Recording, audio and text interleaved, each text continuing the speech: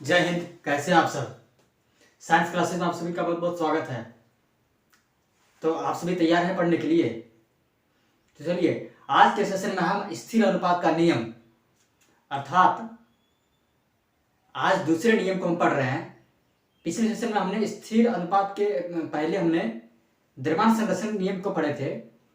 तो चलिए रासायनिक संयोजन के नियम के द्वारा तहत हम दूसरे नियम को पढ़ रहे हैं जो लवाइजियर जो है उसने यह नियम को प्रतिपादित किए थे। तो स्थिर अनुपात का नियम आज का महत्वपूर्ण नियम रहेगा।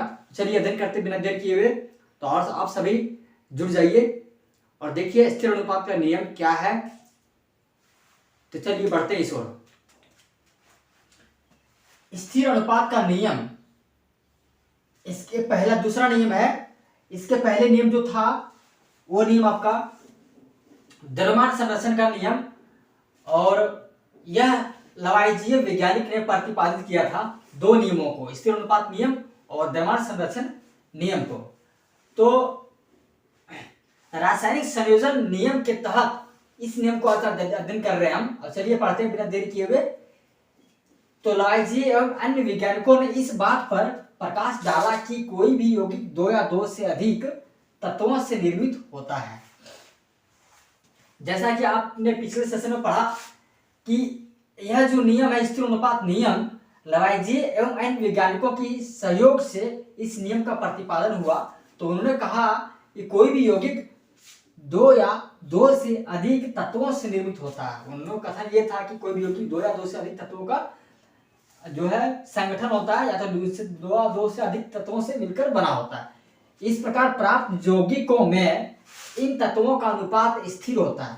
उन्होंने ये बताया कि इस प्रकार प्राप्त जो यौगिक होते हैं उनमें इन तत्वों का अनुपात जो स्थिर होता है, अनुपात क्या होता है? स्थिर होता है, कभी बदलता नहीं है। चाहे इसे किसी स्थान से प्राप्त किया गया हो, चाहे इसे किसी भी स्थान से प्राप्त किया गया हो, अथवा किसी ने भी इसे बनाया हो। तो मतलब इसका कुल मिला कहने का मतलब यह है कि यौगिकों में इस प्रकार प्राप्त यौगिकों में इन तत्वों का अनुपात जो है कभी बदलता नहीं है, परिवर्तनशील नहीं है। अब हम आगे देखते हैं। यौगिक जल में हाइड्रोजन एवं ऑक्सीजन के द्रव्यमानों का अनुपात सदैव 1:8 होता है। मतलब यौगिक जल में हम हाइड्रोजन एवं ऑक्सीजन की बात करें तो उसके द्रव्यमानों का जो अनुपात होगा सदैव 1:8 ही होगा, ये कभी बदलेगा नहीं। वही बात यहाँ पर ऊपर ही बताया गया है। चाहे जल का स्रोत कोई भी हो, जल कहीं से भी लाएं और कहीं से भी लाके इसको मिलाएं तो इसका जो अनुपात है सेम रहेगा। इसी प्रकार यदि 9 ग्राम जल का आप गठन करें तो सदैव 1 ग्राम हाइड्रोजन तथा 8 ग्राम ऑक्सीजन की प्राप्ति होगी। मतलब इसके अनुपात में जो अस्थिरता कभी नहीं होगा, वह अनुपात जो स्थिर रहेगा। जिस तरह आप देख रहे हैं कि ऑक्सीजन का द्रव्यमान, हाइड्रोजन और ऑक्सीजन के द्रव्यमान का अनुपात सदैव 1:8 है, उसी तरह से जल का स्रोत यदि हम 8 ग्राम ऑक्सीजन की प्राप्ति होगी, यदि हम 9 ग्राम जल का गठन करें तो सदैव 1 ग्राम हाइड्रोजन तथा 8 ग्राम ऑक्सीजन की प्राप्ति होगी, जो सदैव सेम रहेंगे, जो कभी बदलेंगे नहीं। तो आगे हम देखते हैं। इसी प्रकार अमोनिया NH3 जिसको सिंबल में कहते हैं, में नाइट्रोजन एवं हाइड्रोजन, अमोनिया में नाइट्रोजन एवं हाइड्रोजन द्रव्यमानों के अनुसार सदैव 14:3 के अनुपात में विद्यमान रहते हैं।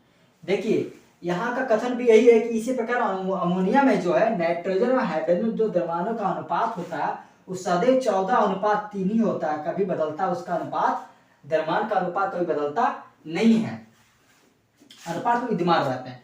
चाहे अमोनिया किसी भी प्रकार से निर्मित हुई, चाहे अमोनिया किसी भी प्रकार से कोई प्रोसेस वो निर्मित हुआ हो अथवा किसी भी स्रोत से ली गई हो। जैसे कि यहाँ भी देखा आपने कि जल भी कोई भी स्रोत से लिया गया हो तो किसी तरह से हो, लेकिन उसका अनुपात जो है स्थिर रहता है, जो एक दिया हुआ अनुपात वही रहता, कभी बदलता नहीं है। चलिए अब हम यहाँ तक हमने पढ़ने के बाद हम अपने एग्जाम्पल तो लिए बहुत, अब स्थिर अनुपात का नियम को समझते हैं। ये सब उदाहरण के द्वारा है। अब देखते हैं उपरोक्त उदाहरणों से जो हमने यहाँ से लेकर यहाँ तक हमने जो उदाहरण देखा कि कोई भी द्रव्यमान का अनुपात बदलता नहीं, स्थिर रहता है, उसी पर बेस्ड है। उपरोक्त उदाहरणों से स्थिर अनुपात के नियम की व्याख्या होती है। उपरोक्त नियम जो हमने पढ़े हैं, जो हमने उदाहरण जो लिए उसी के नियम की व्याख्या होती है, जिसे निश्चित अनुपात का नियम भी कहते हैं। और जो नियम को क्या कहते हैं? निश्चित अनुपात का नियम। मतलब जो अनुपात है निश्चित है, चाहे कुछ भी हो, किसी भी चीज को, किसी भी तत्व को कहीं से ले, जल भी कहीं से ले और भी कुछ कहीं से ले, लेकिन अनुपात जो है निश्चित होता है। और ध्यान रखेंगे आप सभी कि जिसे निश्चित अनुपात का नियम भी कहते हैं। स्थिर अनुपात का नियम तो कहते ही कहते हैं, साथ साथ में निश्चित अनुपात का नियम भी इसे कहते हैं। क्या कहते हैं? निश्चित अनुपात का नियम भी कहते हैं।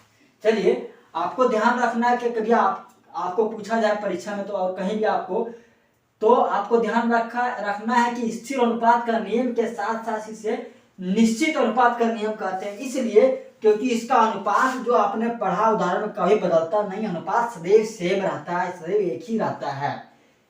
ठीक है, चलिए आगे देखते हैं। इस नियम को जो आपने पढ़ रहे हैं, स्थिर अनुपात का नियम चाहे निश्चित अनुपात नियम का, इस नियम को प्राउस्ट ने, एक वैज्ञानिक है जिन्होंने इस प्रकार व्यक्त किया कि किसी भी यौगिक में तत्व सदैव एक निश्चित द्रव्यमानों के अनुपात में विद्यमान होते हैं। इन्होंने भी वही कहा कि किसी भी यौगिक में तत्व सदैव एक निश्चित द्रव्यमानों के अनुपात में विद्यमान होते हैं।